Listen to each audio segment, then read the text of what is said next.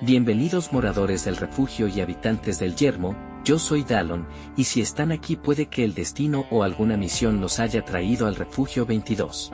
Yo estoy aquí para contarles la historia de este refugio, y de los peligros que este oculta, pero primero les comento, que este video es el primero de una serie en la que les hablaré de los refugios de New Vegas. Comencemos.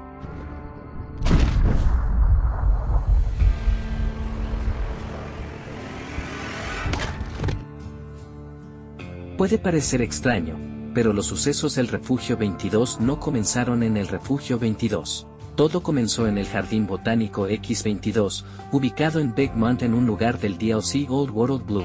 El Jardín Botánico X22 era una instalación especializada en experimentos botánicos que eventualmente eran implementados en el Refugio 22. Aunque el Jardín Botánico X22 se centró en investigar las plantas para darle usos militares, y el Refugio 22 se centró en investigar las plantas para combatir el hambre mundial agravada por los conflictos mundiales. En algún momento el Jardín Botánico X22 tuvo éxito, al crear el hongo Beauveria mordicana, una especie de biopesticida creado para el control de plagas. Cuando una plaga se expone a las esporas de este hongo, las esporas infectan al huésped causando todo tipo de fallas en el cuerpo, y causando finalmente la muerte, aunque el cadáver termina siendo controlado por el hongo convirtiéndolo a mi parecer en una especie de zombie.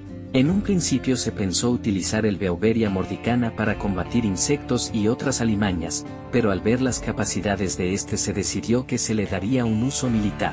Aunque esta decisión no duraría mucho tiempo, ya que aunque el Beauveria mordicana demostró ser realmente efectivo en humanos, también tardaba entre 10 y 20 días en infectar por completo a un huésped, y los huéspedes infectados también desarrollaron una debilidad al fuego causando que ardieran con el roce de una flama.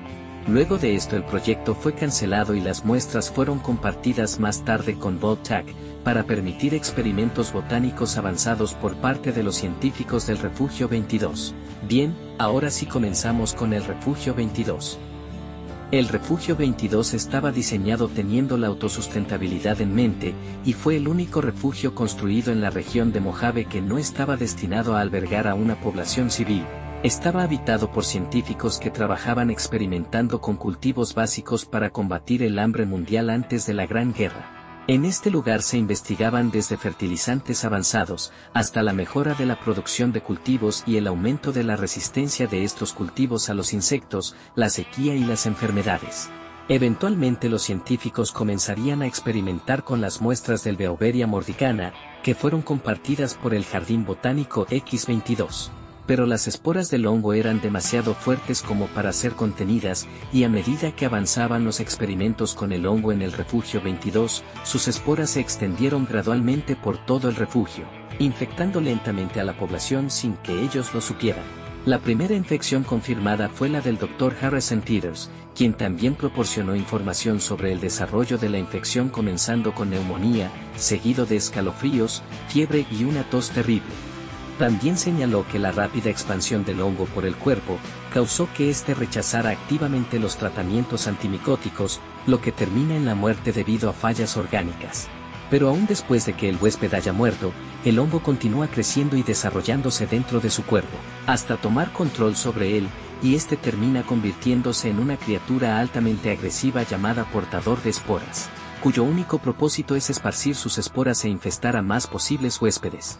La infección es intratable, lo que desconcertó a los científicos, provocando que ésta se extendiera por el refugio como un reguero de pólvora. La infección provocó un colapso final del orden social en el refugio. Los humanos infectados se convirtieron en más portadores de esporas, y las esporas transportadas por el aire se convirtieron en una amenaza para los pocos residentes vivos que quedaban. Claro que los científicos intentaron erradicarlos. En su último intento trataron de encender un gas inflamable liberado deliberadamente en los niveles inferiores del refugio. Sin embargo, la liberación de gas desencadenó una reacción agresiva de los portadores, que atacaron a los científicos y diezmaron su número, impidiendo que su plan se llevara a cabo. Y finalmente en 2096, el refugio 22 fue completamente abandonado por los moradores, y los muertos que quedaron eventualmente se convirtieron en portadores de esporas o colonias estacionarias del hongo. Bien, ahora les contaré el final de los sobrevivientes del refugio 22. Un grupo de 118 supervivientes abandonó el refugio y viajó hacia el norte, a Utah, llegando finalmente al cañón Zion, una locación del DLC Anist Heart, donde se encontraron con otro grupo de refugiados procedentes de México. Con un número mayor, una disciplina fuerte, tácticas y potencia de fuego, los habitantes del refugio tenían todas las ventajas sobre los mexicanos, y atacaron el campamento de los mexicanos el 11 de febrero, matando a todos los hombres y abatiendo a tiros a las mujeres y los niños que se resistieron. El resto fue llevado al campamento principal del grupo y encerrado como ganado. Pero este sería el mayor error de los sobrevivientes, ya que el grupo de los mexicanos estaba siendo protegido en secreto, por un hombre llamado Randall Clark, un ex soldado que bien podría ser el John Wick de Fallout. Randall es mejor conocido por los jugadores como el superviviente o el padre, y puede que un día suba un video contando su historia, pero por ahora les contaré cómo terminaron los sobrevivientes del refugio 22. Randall fue testigo de lo peor por parte de los sobrevivientes del refugio 22, ver la masacre, y el canibalismo hacia los mexicanos rompió algo en él. Estaba desesperado por ayudar a los supervivientes mexicanos, pero no podía precipitarse, así que durante los 2 días siguientes, inspeccionó la zona y notó que los habitantes del refugio 22 estaban bien organizados, con patrullas y centinelas instalados a lo largo de todos los accesos al campamento, excepto el arroyo. Mientras se preparaba para salvar a los mexicanos supervivientes, Randall notó que entre los sobrevivientes del refugio, algunos sufrían una fuerte tos y parecían estar enfermos. Al no saber de los hongos, Randall confundió estos síntomas con los síntomas de la tuberculosis y la ignoró. Finalmente el 14 de febrero entró en el campamento, pero ya era tarde. Los habitantes del refugio 22 habían matado y se habían comido a todos los que se habían llevado del campamento de los supervivientes mexicanos. Al ver esto, Randall decidió tomar venganza y emprendió una brutal guerra de desgaste contra ellos. Con su rifle y todos los explosivos que pudo saquear, tendió emboscadas a los habitantes donde pudo, colocó trampas explosivas en los cuerpos de los habitantes y tomó todas las armas que podía utilizar de estos. A finales de febrero, había matado a 24 de los 118 habitantes originales en una fría y despiadada campaña de venganza, sufriendo solo una herida de bala. Randall los persiguió de tal forma, que el miedo se esparció entre ellos como el fuego, ya que nunca pudieron ver qué o quién los estaba cazando de forma tan brutal. 10 meses después, tras perder a más de 80 miembros del grupo por culpa del asesino desconocido y su enfermedad, los habitantes restantes se dieron por vencidos y huyeron del cañón, después de comerse a sus propios muertos. 4 días después de que se fueron, Randall encontró a Sylvie, una habitante del refugio 22, que había huido de los demás habitantes por los constantes abusos hacia ella. Ella estaba atrapada en una de las trampas para osos que él había colocado, pero esta vez, en vez de buscar venganza, Randall mostró misericordia, y decidió cuidar de ella hasta que estuviera recuperada. Aunque hay más que contar sobre esta relación, esa es una historia muy larga, así que mejor dejémosla para otro video. Se desconoce el destino de los habitantes restantes del refugio 22 después de su huida, aunque ocasionalmente, los Dead Boys dañados y los monos del refugio acabarían en manos de los buscadores de fortuna que viajaban alrededor de Zion. Se dice que la tribu de Zion también conocía a los habitantes del refugio 22, probablemente a través de historias contadas a sus antepasados por Randall, que para ese momento ya era conocido como el padre de las cuevas, y estas historias fueron transmitidas a sus descendientes, a través de cuentos y murales pintados en los acantilados. En el año 2281 el mensajero puede ver que estos murales representan al padre de las cuevas arrojando rayos sobre figuras con cabeza de calavera y el número 22. Este fue el final de los habitantes del refugio 22, pero los cuerpos de los habitantes que no fueron devorados por los habitantes sobrevivientes terminaron mutando y convirtiéndose en portadores de esporas, por lo que los podemos encontrar en nuestros viajes por Zion. Bien, con esto cubrimos la historia de este refugio y sus habitantes. Ahora les hablaré un poco sobre los enemigos de este lugar, y de el arma única que aquí pueden encontrar.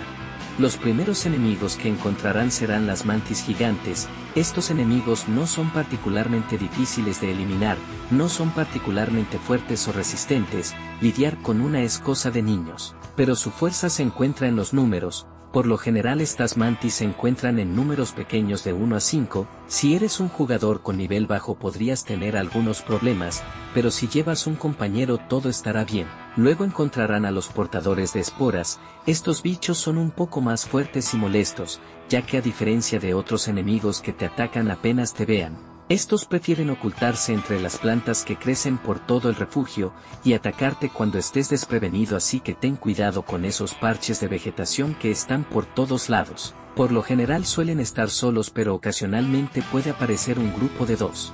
No son muy difíciles de eliminar, y si tienes algún lanzallamas o un incinerador pesado es cosa de niños. El último enemigo es la planta de esporas. Esta planta ataca de 2 formas, la primera forma es a larga distancia disparando dañinas esporas, y la segunda es que cuando te acercas a la planta ella comienza a golpearte y morderte.